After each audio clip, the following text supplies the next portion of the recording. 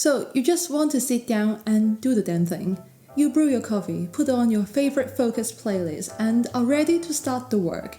10 seconds later, you hear a ding. You reach for your phone, and before you know it, 10 minutes passed and you're watching cat videos on Instagram. However you define productivity, you still face the same problem. You need to actually start and stick to doing the damn thing until it's done without getting distracted, discouraged, or sacrificing quality.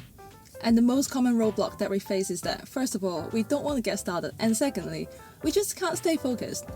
Procrastination can affect our performance and quality of work in many ways, and there is also this mental burden of the task looming in the background all the time, causing more stress and anxiety.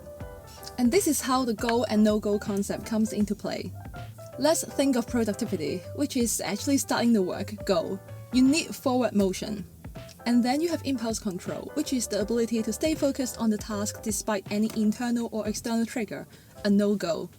So this is how the work process should be like. First of all, you have go, which is like a priming or warm-up thing that gets you into the flow, and then you have no-go, which is when you are actually in the flow state, which depends on the type of person and the task that you have. For me, it's typically around 45 to 60 minutes. This is when you need to stay in the state without getting distracted. And then the last part is like exit, finishing off. And the trigger point is like you have like a drop in energy and focus. This is kind of like a push and pull relationship, isn't it? But lucky for us, our brain is capable of doing many things, and that's why we should leverage it. In the next 5 minutes, we're going to talk about all the strategies that I've tried and tweaked over the years that made me a productive person, managing full-time work and studies, starting a YouTube channel and a blog, and then changing my career, full-time master studies, and so on. So in the setup phase, we need to be physically and mentally warmed up for our task. Set ourselves up for success. Basically, you want to A. Look forward to the task, and B. Get ready to stay focused. First of all, you need to turn off all the notifications. I cannot stress this enough. Use the Do Not Disturb function on your phone and your desktop. Chuck your phone away if possible. Number 2, get ready to sit down or stand up if you use a stand-up desk just like me for a period of time, so you want to empty your bladder and get your drinks ready. It sounds very simple, but we just don't do that enough. Number 3, a tiny workspace is important. The best advice I've heard is that a workspace is not the place for storing things, it's the place for accomplishing things. Ideally, this should be part of your daily or weekly routine so that you don't spend extra 10 minutes during your priming time to tidy up, eventually getting distracted by literally shiny objects. My 4th piece of advice is optional. You want to pick a playlist that gets you into the flow without being distracted. When I was a uni student, I listened to classical pieces a lot. And over the years, I changed that to lo-fi music, and recently I'm just listening to alternative EDM. You do you. Some people find movie music great, and some prefer songs in languages that they don't know. And my 5th tip for warm-up is that you can watch a video or listen to a podcast or TED Talk, whatever, on a related topic that gets you into the flow. Or you might need actual warm-up. For example, before you start practicing piano, you might want to warm up through practicing scales first. If you like the strategies I mentioned in this video so far, please give it a like and subscribe to my channel so that I know I need to talk about productivity or personal development more. Now, let's talk about how to actually get going. You know, sometimes it's not like you don't want to do that important thing, but you just need extra motivation or that push to get you started, whatever you call it. In fact, I always think that getting started is the hardest part. That applies to working out, writing a report, or filming this video. You know what? Willpower and motivation are myths. Don't rely on that. If you need a reminder of why you're doing that particular task, the deeper why is always your reference point. But we always seem to forget what got us to this point when we are way too deep in our lives. This is when we need to zoom out. Why did I enroll in medicine degree, for example? I hope you really want to help people deep down. If you're in a situation in which you're blindly following your parents' or society's advice, you will have a hard time. But this is when you need some tough love. Do you have a way out? Do you want to change your situation? If not, you need to find things that you enjoy doing and make it as fun as possible for the whole duration. That will make your life much better while you figure out what you really want to do. Here are a few quick tactics that you can try during this go phase. The first of all is like a 2 or 5 minute thing. Tell yourself, which is to trick your brain that to just do this thing for 2 to 5 minutes. In most cases, you will just keep going because you have already started. I use this a lot on days I don't feel like practicing guitar. It works like magic. The second tactic is do a brain dump or draw a mind map if you're working on some creative task. For writing, I try not to start from a blank page because that stresses me out, which means I have Notion templates in place for like the headings and the content prompts, or just a brain dump or the key concept or ideas around the same topic. I sometimes do a quick search on Notion and my Apple Notes to see if I jotted any notes about that topic already. If you need more ideas for your task, try using the website called Answer the Public for inspiration.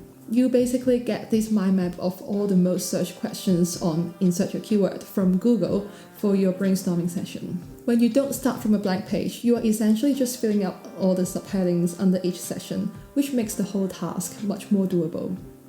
Now, on to the no-go part. Most of our problems come from a lack of impulse control. We want that donut now instead of leaving the couch and going for a walk.